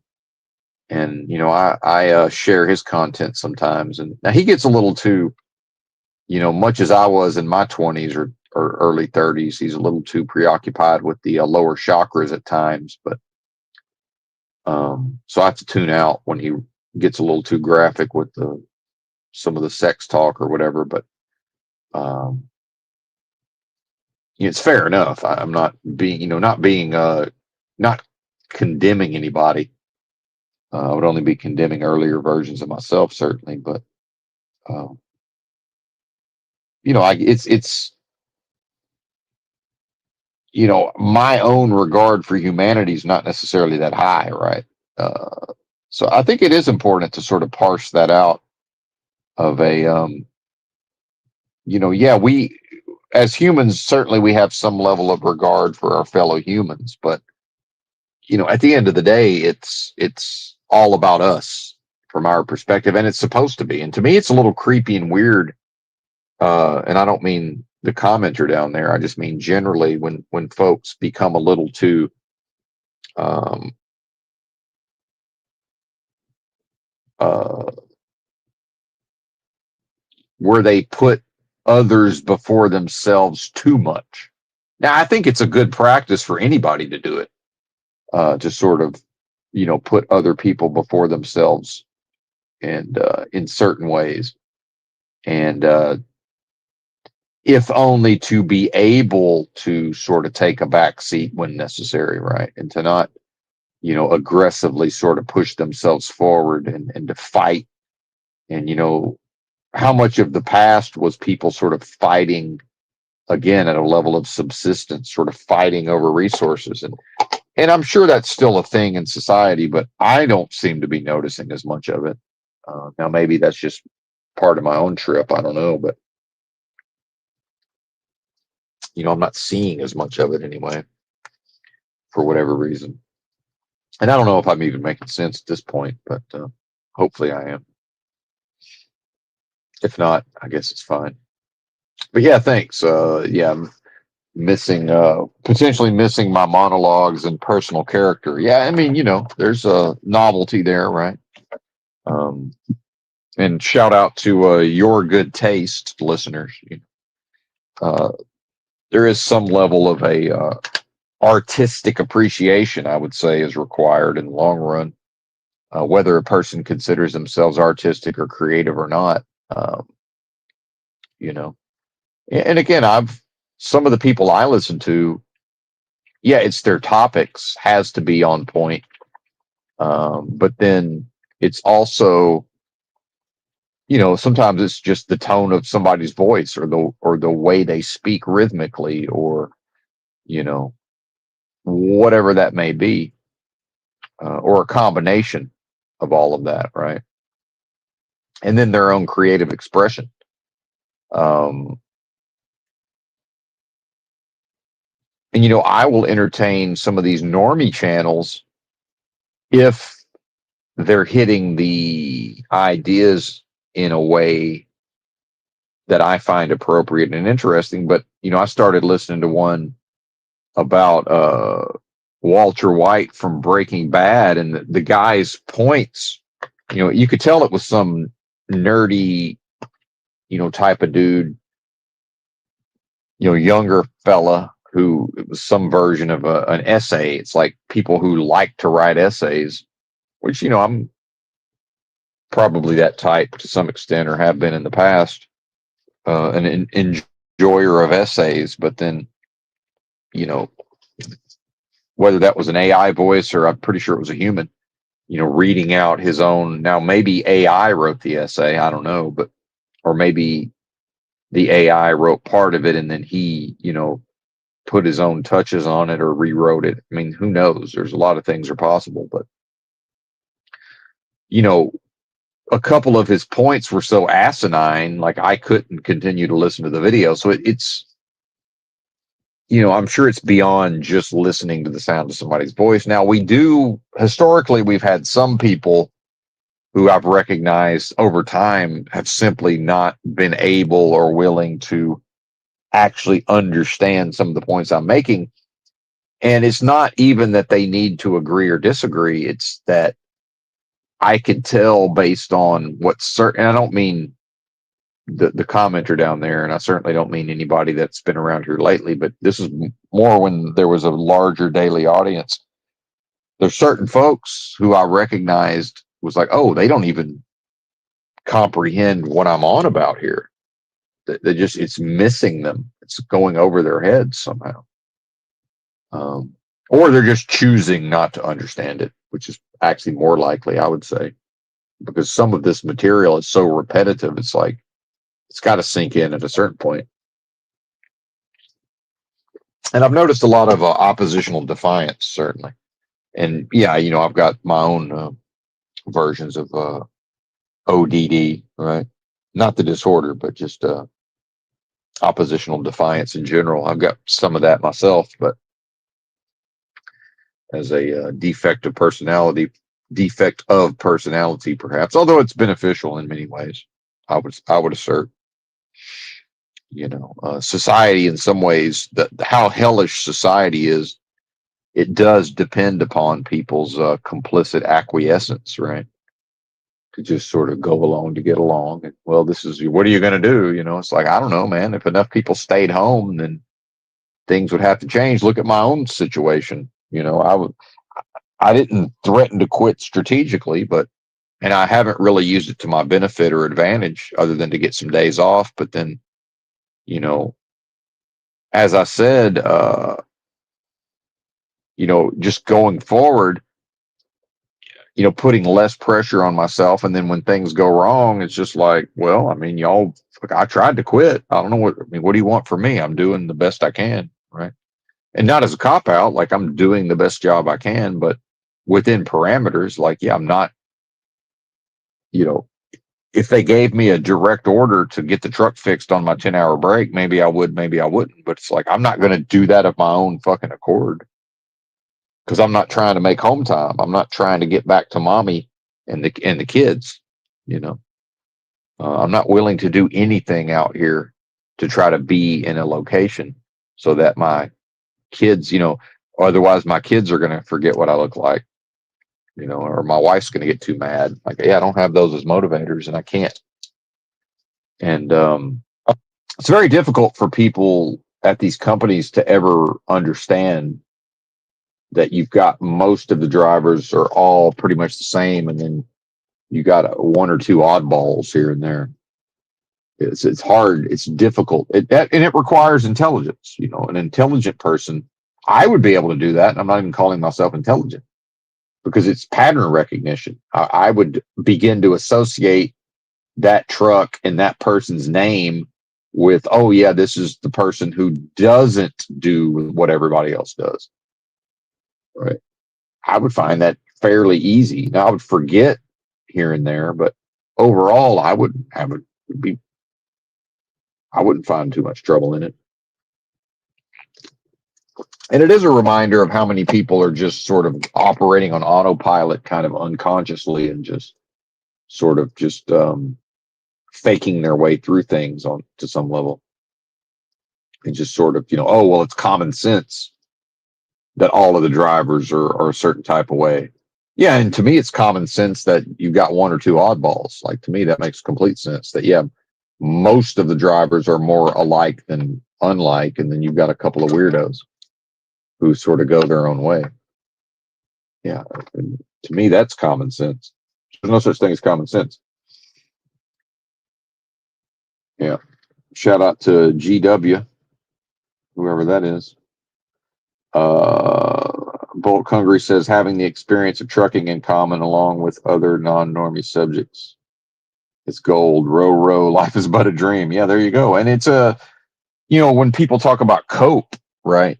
And they say, oh, well, that sounds like a cope. So I'm like, yeah, if you pull the lens back, if you pull back your view on air quotes life, subsistence, the protracted experience of death, if the royal we, pulls back the third person, view of the third person camera view of that far enough, everything's a cope.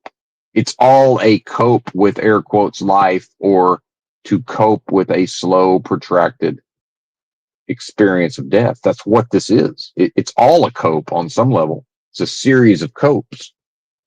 So is it not incumbent upon the individual to air quotes cope with things, right, to the best of their ability within the framework of whatever their own particular trip is, or their own, individualized, or what seems to be an individuated process, an individual spiritual process, right?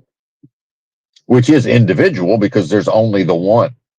If you are what I am anyway, and I'm not, it's not a challenge. It's just it's a force that can't be divided because, again, as noted by Christ in the Bible, if it can be divided, then it can be divided against itself, and therefore it can't be what it says it is. If it can be divided against itself, it can't be all powerful. It's not possible.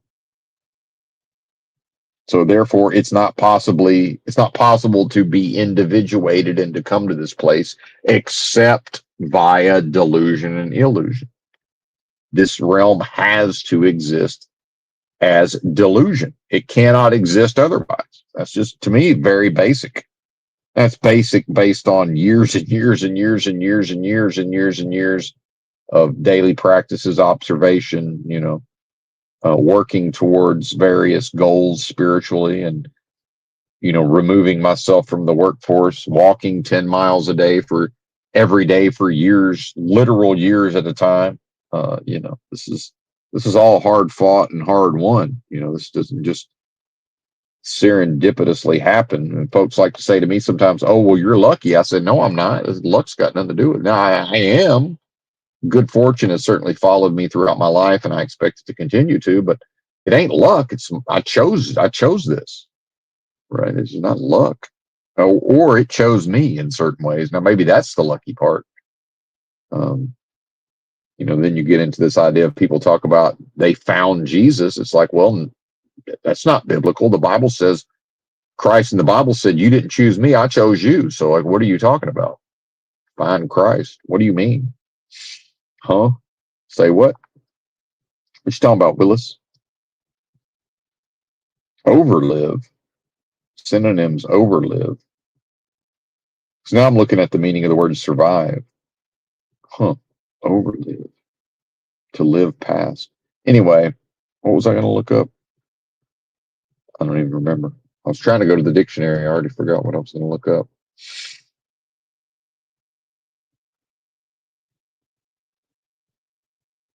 Cope. Oh, yeah, cope.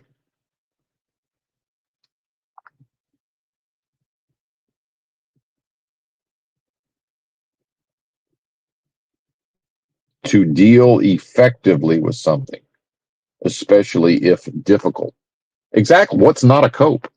You know, exactly. What isn't a cope in that context? And then slang, noun slang, a coping mechanism or self delusion one clings to in order to endure a hopeless situation. See? And now we're off into something that I've recognized, the sort of gallows humor. There's a faction of the so-called truth community, the ones who would be most likely to accuse someone of, "Oh, well, that sounds like cope," or "That's cope." You know, internet slang, a contemptuous dismissal. So it's really you're getting into edgelord territory. A contemptuous dismissal, implying that someone should deal with some problem on their own and that the speaker will not engage any further. And then exactly, it's a way to tell somebody to shut the fuck up without telling them to shut the fuck up. Oh, that sounds like cope, so shut the fuck up. And it's mockery and ridicule wielded as a weapon to inject fear, anxiety, guilt, shame, right? To get them to shut up via fear. It's a spiritual attack. But here's the problem when Benton is involved is Benton read books the entire time I was growing up.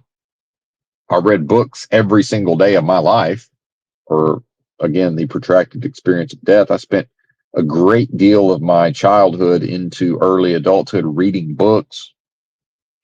And in fact, spent a lot of time as a homeless person reading books. And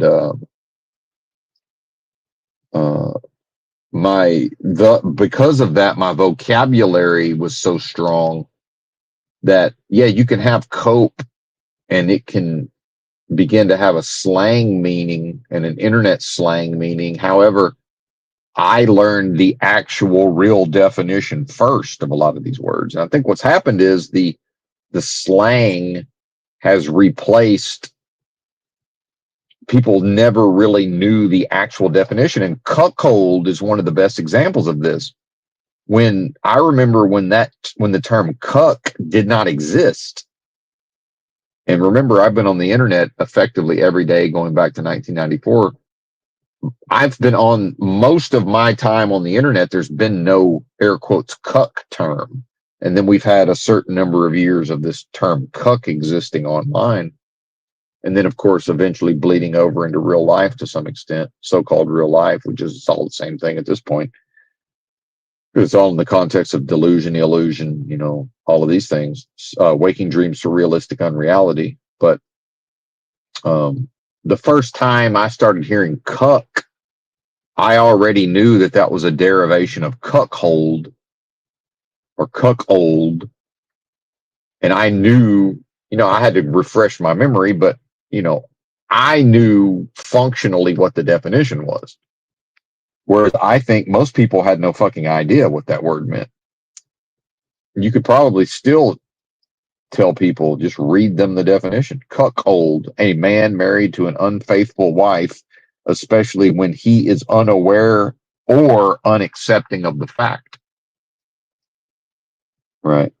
And then that's the number one definition. It has nothing to do with sexuality whatsoever, other than his wife cheating on him.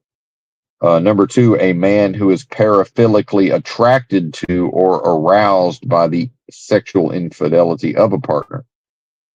See. Now that's the noun form. The verb form is to make a cuckold or cuck, cuckquean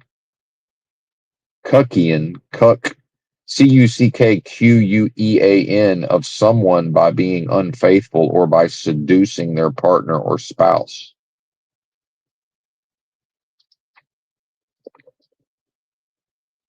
See, whereas cuck has come to mean something similar, but not quite the same. So now you have cuck as derogatory slang meaning a weakling. Well, we just read the actual definition of cuckold, it has nothing to do with, you can assume that's a weak person who allows that to happen or who becomes aroused by such a thing, right? One who, derogatory slang, one who meekly and submissively acts against their own interests or those of their own race, gender, class, religion, etc. Now, verb means to cuckold or cuckquean, if I'm saying that right, to be sexually unfaithful towards. Isn't that interesting? It's not really used that way, though. To turn into a cuckold or cuckquean, to cheat with the partner of someone. But see, it's not really ever used that way. Number three, derogatory, to weaken or emasculate, to render pathetic. Number four, derogatory, to fool and thus lower the status of, to exploit the trust or tolerance of, to make into a cuck one who acts against their own interests.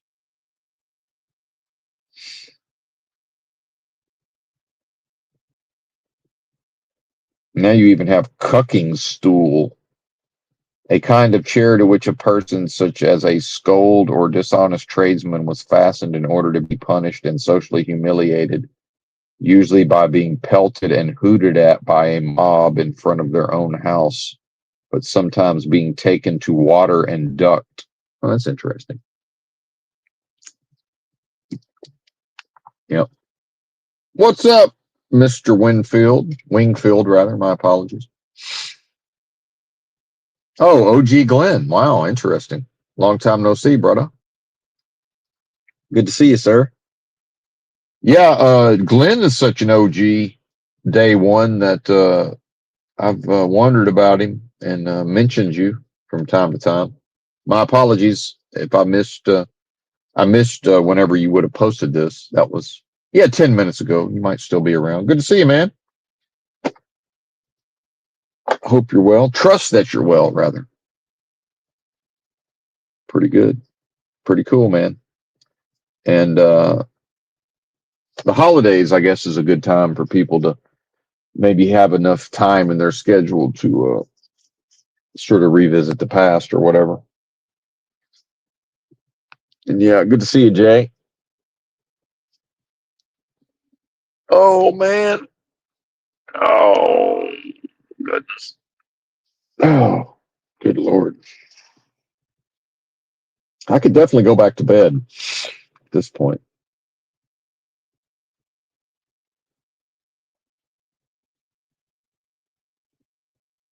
And if I was a proper trucker, I guess that's probably what I would do, right? Just, I wonder if that's half the reason truckers are fat. So it makes it easier to sort of laze around when they're not doing anything. I can certainly laze around with the best of them. And I did almost nothing on my 3 days off other than when I did go shopping.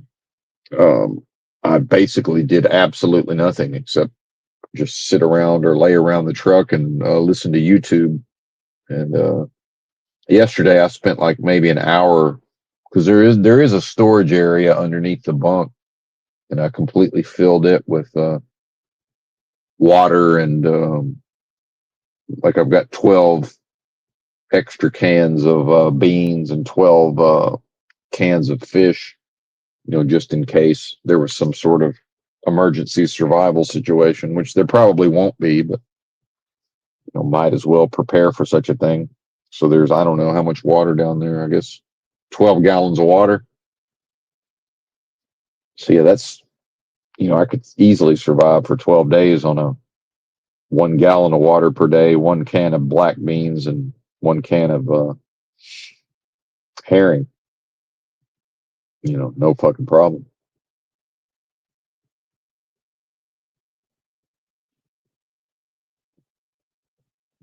Hell, I guess it's almost time for fruit.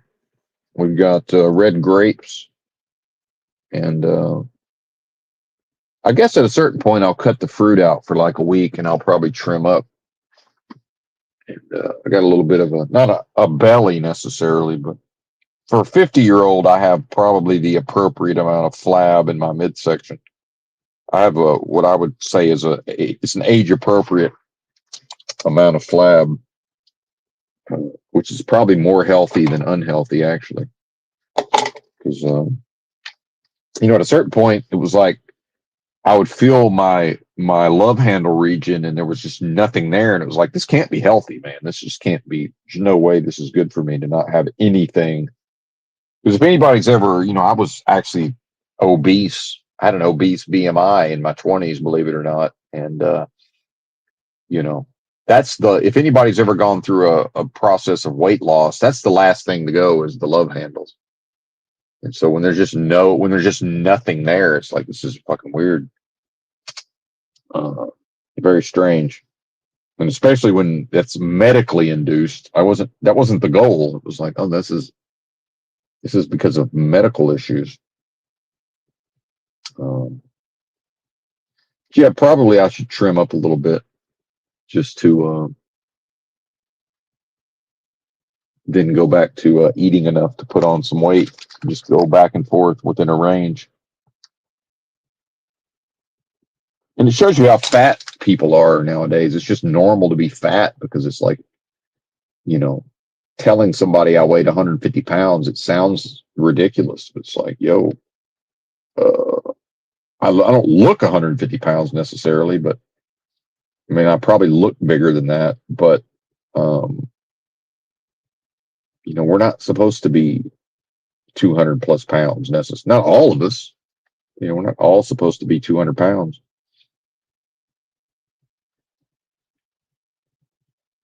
The original star of football, Red Grange, was about 175-pound running back, for fuck's sakes, and was considered, quite muscular for his time, right? It's like, what is this? Does everybody need to be a bodybuilder? I don't think so.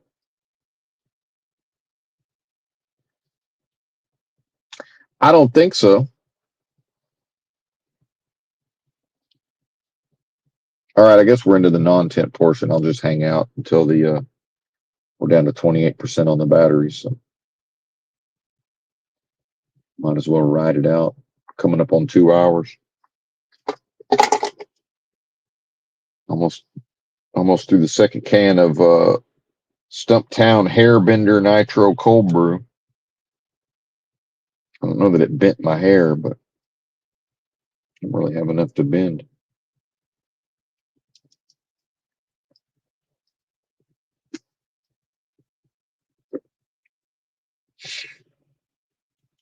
And I've noticed that I don't know if Starbucks is going to stop making, because there's no sugar in this.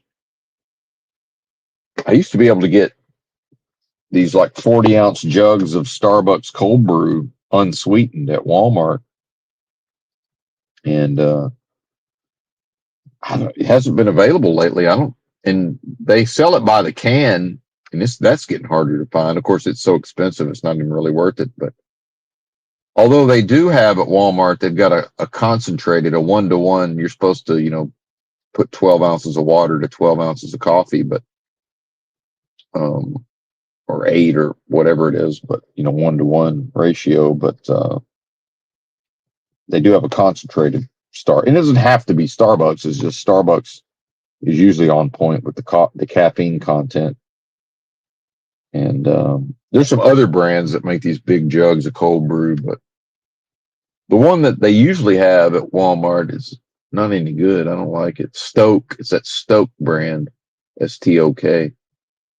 And then sometimes they have this Califia Farms. It's all right, but I do prefer the Starbucks, I have to say, overall. Cold brew, I like hot coffee better, but it's cold brew actually has a lot of caffeine, and then it's not as rough on the stomach. Not quite as rough on the stomach. Yeah. Anyway, I guess I'm out of here. Can't think of anything else. I'm sure there's things I haven't told you, but the main thing, new eyeglasses. That's a big deal. Got the truck backed into, but thankfully that's never happened. So it's actually, statistically, it's unlikely that I would have parked at a truck stop this many times without somebody backing into my truck or the company's truck. And thankfully, the damage was limited. And I think I started to say earlier, the only thing I told the guy, the trainee, was get out and look, man. I said, I still get out and look. I don't get out and look necessarily every single time I back up, but if I'm backing into a spot and I'm, in danger of hitting somebody's truck, I get out and look every time. And it's funny because at the truck stop, half the time people are looking at you like you're nuts, or it is unfortunately a sign of the rookie. They just think, oh, this guy must be new. It's like, no, I'm getting out and looking because I don't want to fucking back into somebody's truck. And because half these people are going to be fucking pissed off, especially if they're owner operators.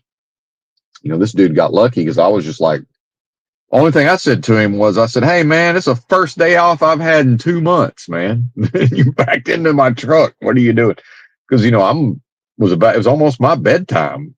It's like, now I got to take pictures and exchange fucking, insurance information and let the company know. It's, it's a whole fucking process, right? It's like, I ain't trying to do all this. It's my bedtime, And it was cold. I'm running around. Well, first, you never know if they're going to try to run off. So I had to jump out there in my fucking bare feet, 20 degrees or whatever it was outside. I'm running around, making sure I get this guy's truck information in case he flees, and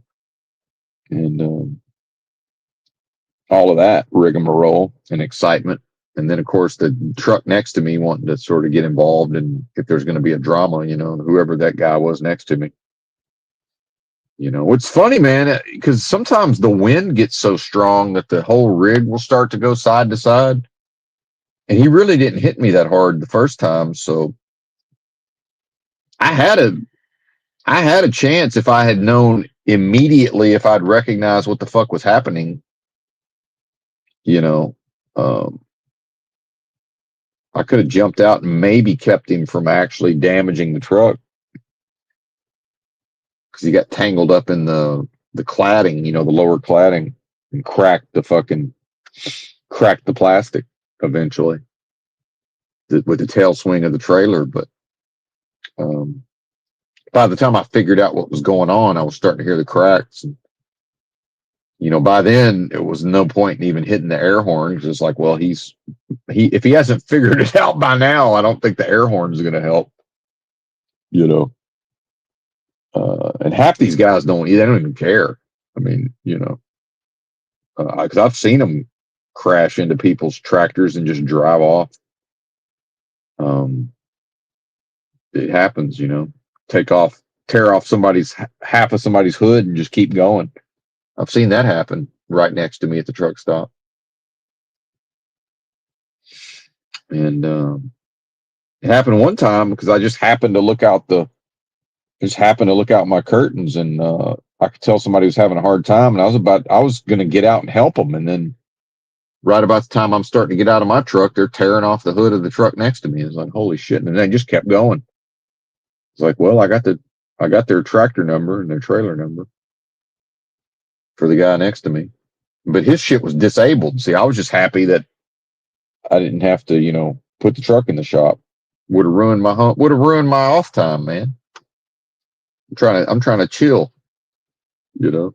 But that's all I said to him was, hey man, it's the first day off I've had 2 months. What are you doing? But then I could tell he was number one, I could tell he was tired. Number two, I could tell he was a trainee. And number three, I could tell he was freaked out. So I was just like, man, I don't give a fuck. I said, well, I care, but I said, I don't, it is what it is. Shit happens. I mean, I give a fuck from the perspective of the company gives a fuck, but I don't, as a human, I don't care, whatever. But I said, man, I said, I don't give advice and I'm not here to get on to you, but I said, I get out and look every single fucking time at the child. That's what I do. You do whatever you want. That's what I do. And I said, yeah, half the time people look at me like I'm out of my mind. Or they'll even ask, they'll think I'm a rookie and I need help. It's like, well, I'm not a very good backer upper, but part of not being a very good backer upper is I'm getting my happy ass out and looking, and I need the exercise anyway. Why wouldn't I get out and look? Sometimes that shit looks way different, especially if I'm already fatigued. It looks way different from ground level than it looks from through the mirror sitting in the truck. Sometimes I get down there and I'm like, oh, I got plenty of space. And then other times I'm like, holy shit, I thought I was lined up and I'm not anywhere close. I'm half a foot over. What is this? So why not get out and look? Why wouldn't I? Anyway, I guess I'm out of here. Thanks for listening. Bye.